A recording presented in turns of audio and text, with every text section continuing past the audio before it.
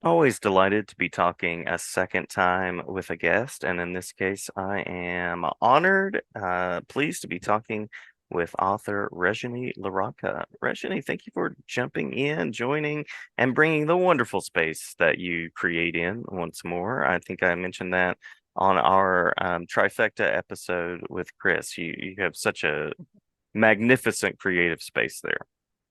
Oh, thank you. It is a very happy room, that's for sure. Yes, yes, absolutely, absolutely.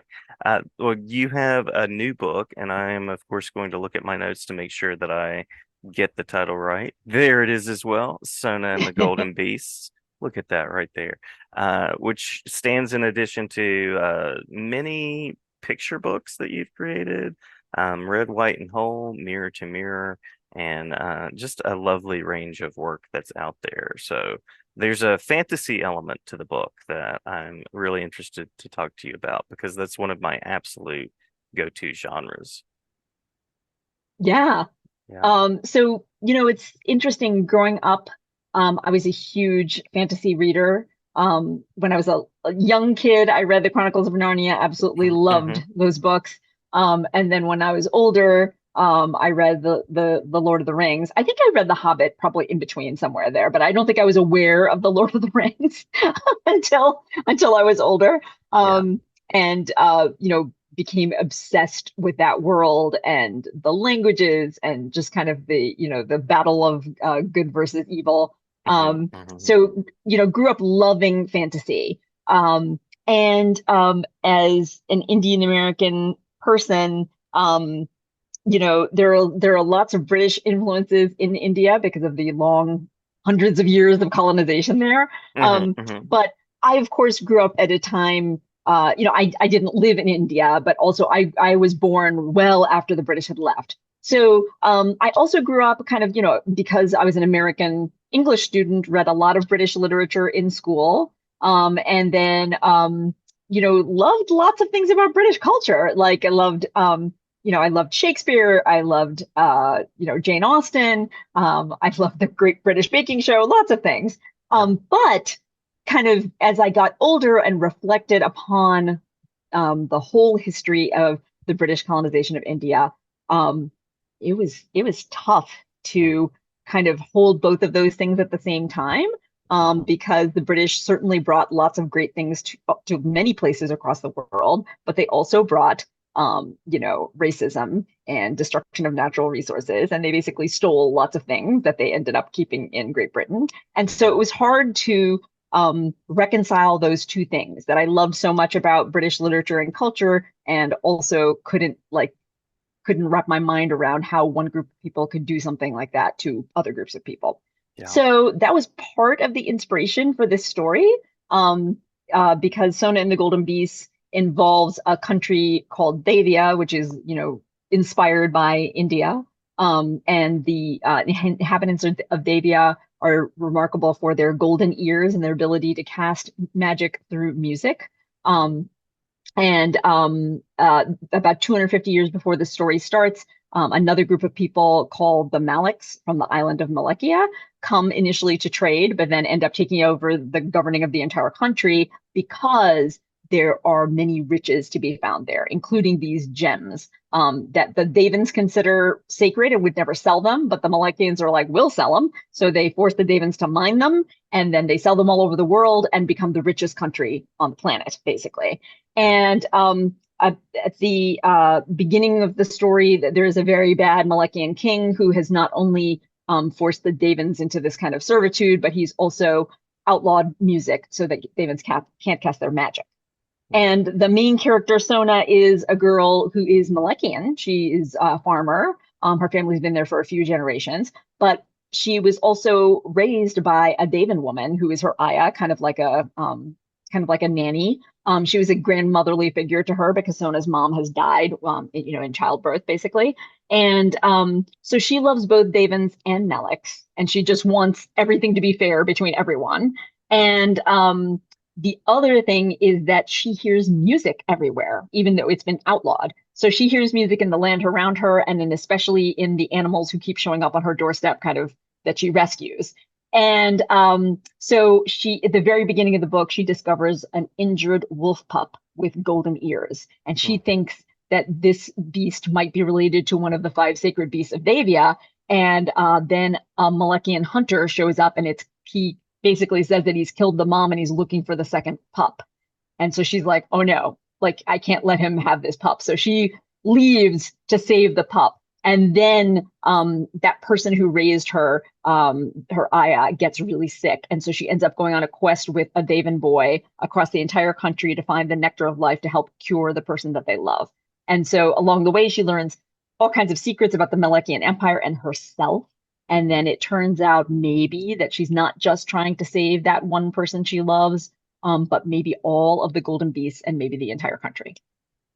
Wow. Wow. What a wonderful sprawling story, and uh lots there that you said that I just appreciate so much. I'm curious. Music is this great metaphor, of course, but Mm. um what was the creative process like? Were you sort of putting this world that you were building into a notebook, or sort of coming up with it piece by piece? And that wasn't officially on the list, by the way, so you're Oh, welcome to that's skip okay. that one, but No, I'm no, just no. curious. Well, I have to tell you, so I think that the idea, aside from like what the setting was going to be, like the world that I was creating, which was a world in which there were people who were being colonized by another group of people, there were kind of many things that I wanted to explore. And one of the things was the idea of things or people being more than they seem. Mhm, mhm, So it started off with kind of humble people, humble beasts, humble objects being much more like having much more to them than one would see initially. And how did I do this? So I just took notes. I only take notes on the computer. Like I basically do a Word document or a note in the Notes app because I am a doctor and I can't read my own handwriting. So if I put it into a journal, I'm afraid that I would not be able to understand what in the world I was talking about later. I do journal every morning, but that is for me to like write it and forget it. Like I don't need to necessarily ever go back and look at that again. So mhm. it doesn't matter if I can read it again. But for things that I want to be able to figure out what in the world I was talking about, I type them because otherwise it's a bad scene. I Um, understand. I understand. yeah. Yeah. Yeah, I'm always curious about that world building aspect because that's one of the things that I love about fantasy. I also love how, as you're talking about fantasy, um, there are these very real prescient connections to things that have been, that are. So, with that in mind, what draws you to the genre? Ooh, I mean, I think that fantasy is so compelling because it takes things that don't exist in our real world and make them real, right? So magic and, like, I mean, depending on what you're reading, like incredible weapons and, really, really scary bad guys that like are announced to the world that they're really scary bad guys. Right, right. And, and things like that. And, incredible creatures and, that kind of stuff. So I think it just kind of really captures people's imagination. So it's like really exciting to read about. But to me, the best part of fantasy is that you draw people into with these fantastical elements, but the story really has something to do with our real world, right? The best Mhm. fantasy really kind of informs you about the world that we live in and makes you think about if I were in this world, what side would I be on? I mean, is that consistent with how I actually act? That those are really interesting things. And I think just like with all fiction, because you take it away from reality, right? You inhabit this kind of I don't know, liminal space, right? Which is not our world. You can take yourself out of your own circumstances and then Mhm. really just think about ideas and feelings and what is right and wrong in a different context. And then once you've lived that through fiction or fantasy, then you bring it back to who you really are. Yeah, love that. Love that. Um, Yeah, I was thinking just this world of Sona that you've created, and you were asking me before we were recording what some of the changes are that I've seen in literature from when I was reading as a young person. And one of those is the series book. So I hope now that you've created this series, there are eventually more to come since you've got this world, you've got this sort of idea. So I'm just dropping that there because I hope that's something that happens at some point. Um, what do you hope readers kind of ponder and take away as they're traveling through this fictional world that's also very not fictional at the same time? Hmm. So, one of the things I want people to think about is one of the main characters, not one of the main characters, Sona's Aya, she says to her very early on in the book, she says, people are not good or bad.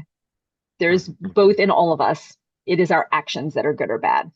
And I think that's one of the things that I want readers to think about. It's really easy to paint people who don't agree with you or seem to be on the other side of something from you as bad. But that's not the reality of the world, right? People disagree about all kinds of stuff. It doesn't mean that they're good or bad. And what really matters is what we do with our beliefs and how we act towards our fellow people. Um, Mm-hmm. One of the other things that I put into this book is I call them interstitial pieces. So there are things from the point of view of the Malachians, like um, pieces of history book, journal advertisements, newspaper articles, and letters between people in the government. And from the Daven side, so songs and legends and stories. And my idea was that you can take the same historical event and depending on who is telling the story, you end up with very different stories, right? So one of the things I want readers to think about is who gets to tell history and whose version of history are you reading? And what does that mean? And how do you put it in context? And do you think it's 100% what actually happened? Mm-hmm. Because I think the one of the things that's happening right now in the world is people are saying, oh, don't believe that they're believe only the version of history that you grew up with, even though there's evidence that it wasn't necessarily true. Um, and there's all kinds of backlash about trying to make people feel guilty, and it's such a strange thing. So one of the things I want readers to think about is that history doesn't have to define us, right? If something happened in the past, it doesn't necessarily mean that we're supposed to feel blame or guilt about it. We live Mm-hmm. now, right? We didn't do that, right? Truthfully.